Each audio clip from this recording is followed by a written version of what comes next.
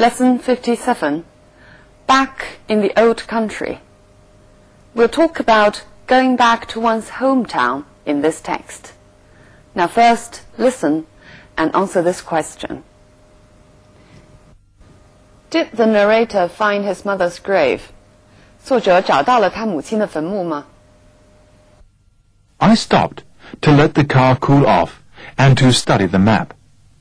I had expected to be near my objective by now, but everything still seemed alien to me. I was only 5 when my father had taken me abroad, and that was 18 years ago. When my mother had died after a tragic accident, he did not quickly recover from the shock and loneliness. Everything around him was full of her presence, continually reopening the wound. So he decided to emigrate. In the new country, he became absorbed in making a new life for the two of us, so that he gradually ceased to grieve. He did not marry again, and I was brought up without a woman's care. But I lacked for nothing, for he was both father and mother to me. He always meant to go back one day, but not to stay. His roots and mine had become too firmly embedded in the new land. But he wanted to see the old folk again, and to visit my mother's grave. He became mortally ill a few months before we had planned to go, and when he knew that he was dying, he made me promise to go on my own. I hired a car the day after landing, and bought a comprehensive book of maps, which I found most helpful on the cross-country journey, but which I did not think I should need on the last stage. It was not that I actually remembered anything at all, but my father had described over and over again what we should see at every milestone, after leaving the nearest town, so that I was positive I should recognize it as familiar territory. Well, I had been wrong, for I was now lost. I looked at the map, and then at the mileometer. I had come 10 miles since leaving the town, and at this point, according to my father, I should be looking at farms and cottages in a valley, with the spire of the church of our village showing in the far distance. I could see no valley, no farms, no cottages, and no church spire, only a lake. I decided that I must have taken a wrong turning somewhere. So I drove back to the town and began to retrace the route, taking frequent glances at the map. I landed up at the same corner.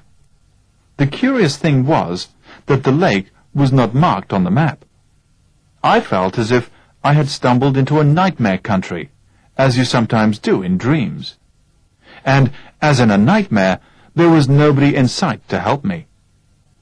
Fortunately for me, as I was wondering what to do next, there appeared on the horizon a man on horseback, riding in my direction. I waited till he came near. Then I asked him the way to our old village. He said that there was now no village. I thought he must have misunderstood me, so I repeated its name. This time he pointed to the lake.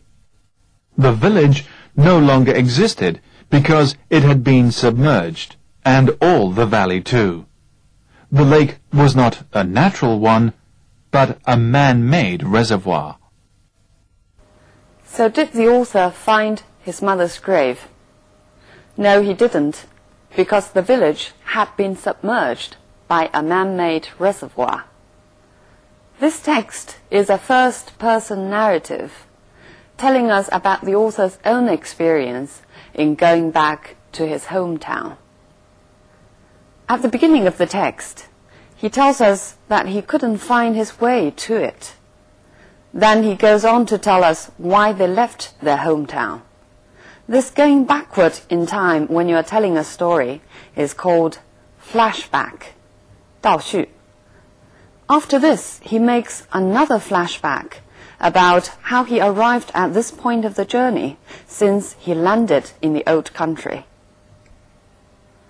Then he proceeds according to the time sequence, telling us how he met an old man, telling him that the old village had been submerged. Okay, now let's look at some language points in the text. I stopped to let the car cool off. Cool off here means to let the engine become colder. Let's look at more examples. After a morning in the sun, he likes to cool off in the sea, or cool down in the sea. Here, cool off or cool down simply means become colder. They were desperately in love at first, but now it's starting to cool off. So you can also use cool off to describe people's emotion, meaning feeling less strong. The opposite of cool off is warm up. For example, I'll warm up the engine while you are putting your coats on. Here, warm up means to make the engine start working. If you don't warm up before taking exercise, you risk injuring yourself. Warm up here means to do some starting exercises. 热身. I had expected to be near my objective by now. Objective here means aim or destination. Here it refers to my hometown. Let's look at more examples. His main objective now is simply to stay in power. His main aim now. Do you think you have achieved or attained or met your objectives after 4 years' study? 达到目标, we can use these verbs to go together with objectives. Science is usually concerned only with objective facts that can be proved. Objective here is used as an adjective. It's the opposite of subjective. 客观. Everything still seemed alien to me. Alien here means strange, unfamiliar. Let's look at more examples of the meaning of alien. The country had an alien government imposed on it by force. Alien here is being used with its basic meaning, foreign. When I first went to New York, it all felt very alien. Alien here means the same as the one in the text, unfamiliar, strange. I find the idea of sending young children to boarding school totally alien. Here, alien means totally unacceptable. 把很小的孩子送到寄宿学校，这个主意觉得不可接受。Everything around him was full of her presence.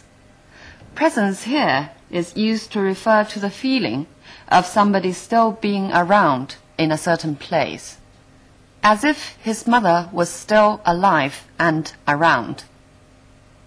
Look at one more example. His daughter's presence seemed to fill her empty room. He still felt that his daughter was around in her empty room.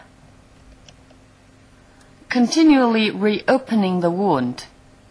It's used figuratively, meaning still reminding him of the sadness of the loss of her. Look at this example. She refused to talk about the incident, saying it would only reopen an old wound. It would only remind her of the unhappiness. So he decided to emigrate. To emigrate means to move out from a certain country.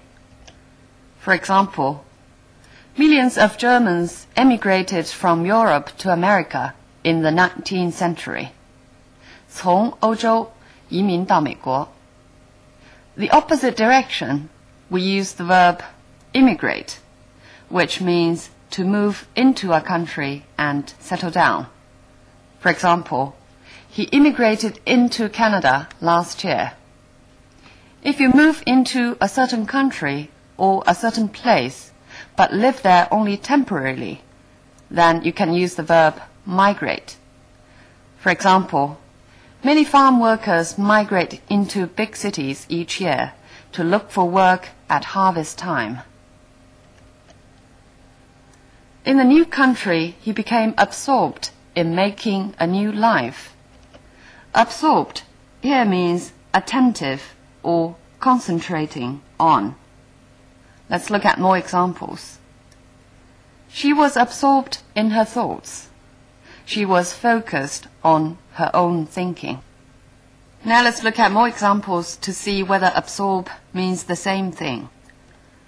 I'll give you some time to absorb the details of the story. Absorb here means to take in, so that to fully understand. The drug is quickly absorbed into the bloodstream. Absorb here is to take in, 被吸收. So that he gradually ceased to grieve. Grieve is a verb, meaning feel sad. For example, he grieved for the companion he had lost. We can also use the structure, it grieves somebody to do something. For example, it grieves me to see how selfish they have become. But I lacked for nothing. I lacked for nothing means I had everything that I needed. Lack means be in short of something. Let's look at more examples to see how to use this verb. What we lack in this apartment is space to store things. What we are in short of. I lack the energy that is required to look after children. So you can also use lack as transitive verb. 也可以做及物动词使用. Lack can also be used as a noun. For example, lack of sleep had made him irritable. And lacking is the adjective. For example, he's totally lacking in authority of any kind. 完全缺乏不管是什么样的权威或者威严.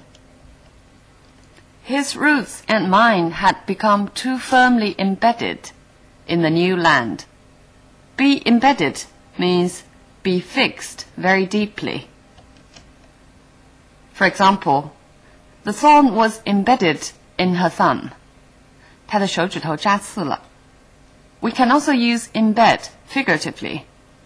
For example, the discrimination against women was deeply embedded in the society. Deeply embedded means deep-rooted. He became mortally ill. Mortally here means fatally. For example, the soldier was mortally wounded. Fatally wounded. But in this example, apparently the criticisms mortally offended him. Mortally means very seriously offended him. I hired a car and bought a comprehensive book of maps. Comprehensive means complete and inclusive. For example, he has written a fully comprehensive guide to Rome, meaning a very complete guide. We will offer you a comprehensive training in all aspects of the business. A comprehensive training means a training in every aspect, an all-inclusive training. A comprehensive university refers to that kind of university including both science and arts. 综合性大学. Which I didn't think I should need on the last stage. On the last stage refers to the last part of his journey to the hometown.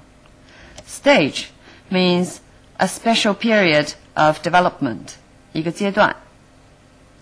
For example, the project is in its final stage and should be completed in a month. Is in the last period of time of development. Our relationship is going through a difficult stage at the moment. Our relationship is experiencing a difficult time. I've been looking for a job for so long that I've reached the stage where I don't care what I do. So long that I've reached that kind of time when I don't care what kind of job I would get. My father had described over and over again what we should see at every milestone.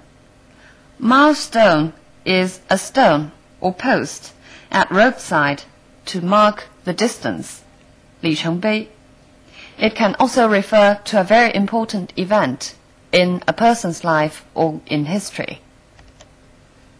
For example, he felt that going to university was a real milestone in his life. Going to university was really a very important event in his life. So that I was positive I should recognize it as familiar territory. I was certain. Let's look at more examples to see the different meanings of positive in different contexts. Are you positive that you saw me lock the door? Are you sure that you saw me lock the door? It's great being with her because she's got such a positive attitude to everything. Positive here means hopeful or active attitude, 一种积极的态度. He's HIV positive. Positive can also be used to refer to the test result.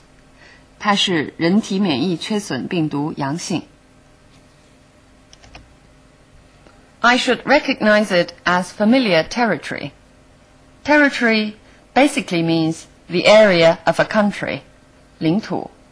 It can also refer to any kind of field or area.